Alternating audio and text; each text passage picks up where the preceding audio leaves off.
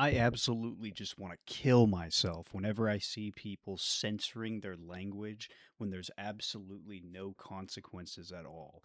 This is a part of a problem, just a small fraction of a much larger issue where because of TOSs and because of fucking retarded rules on social media, people will allow their cadence and diction that they use on social media sites to bleed over into their real life. Like for example, when people say that this person was killed, they'll say, instead of saying this person was killed, they'll say this person was unalived, or they'll say, "Oh, I was on Cornhub."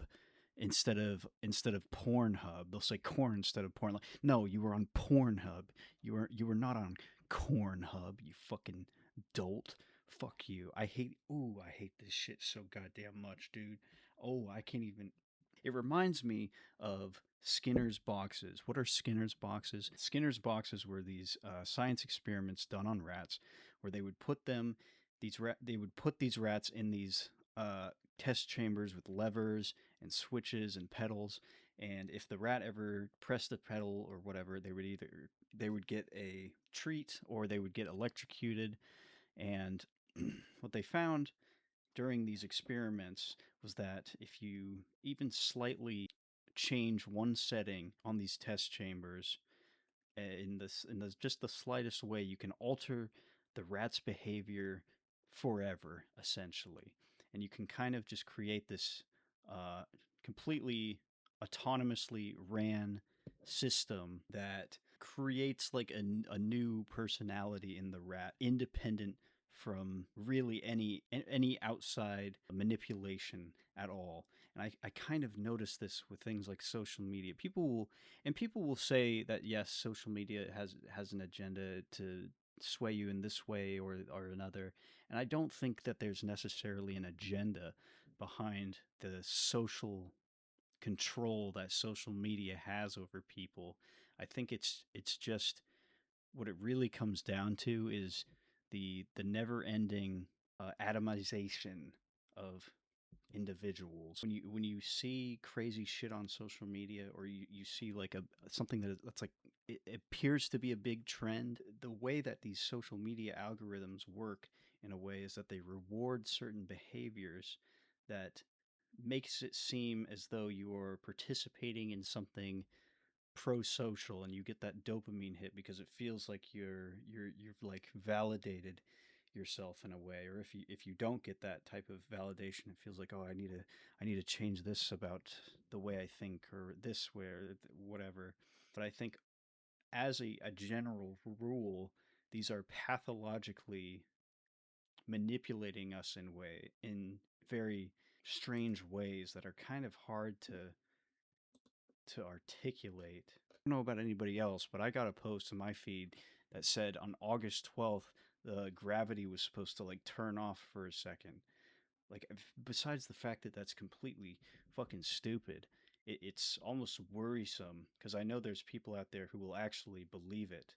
And like, there not only are there people who believe it, there's a lot of fucking people who will believe it.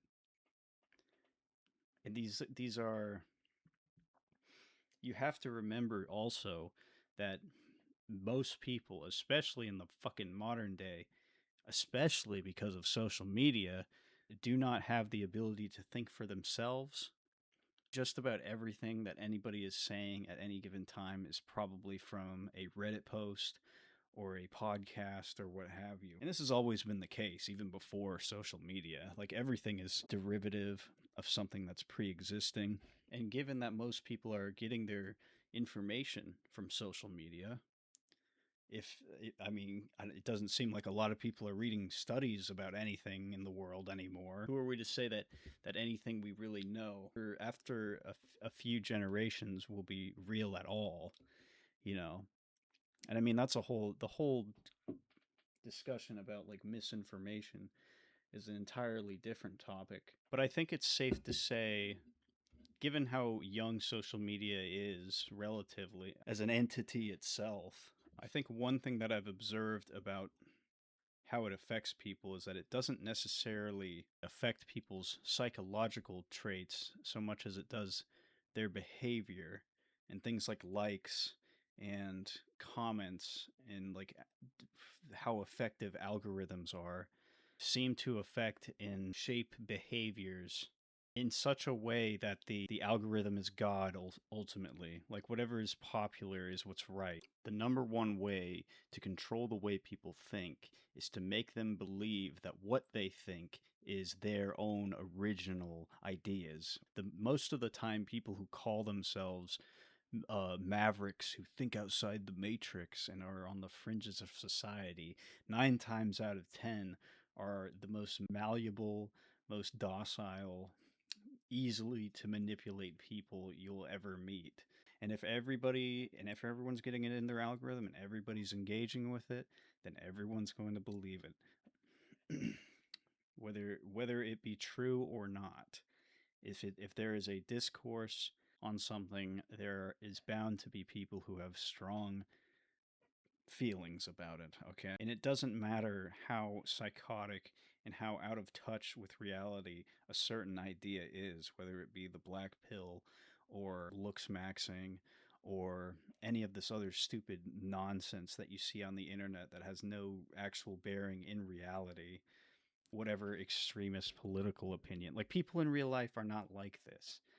And that's why I mean I hate to be cliche, but it really does just circle around to get the fuck off the internet and start living your life in real life. Like everything on the internet now is just AI slop. It's bots. It's like fake grifter shit made to sell items. It's like there's very little originality on the internet anymore. Like every corporation has a stake in the internet now. Like it's like the perfect place to spread ideas that lead to them ultimately making more money, to altering behaviors that lead people to buy their products. Okay, at the end of the day, that's really all it is. All right, dear fucking God, people, get a grip. At this point, I am completely rambling.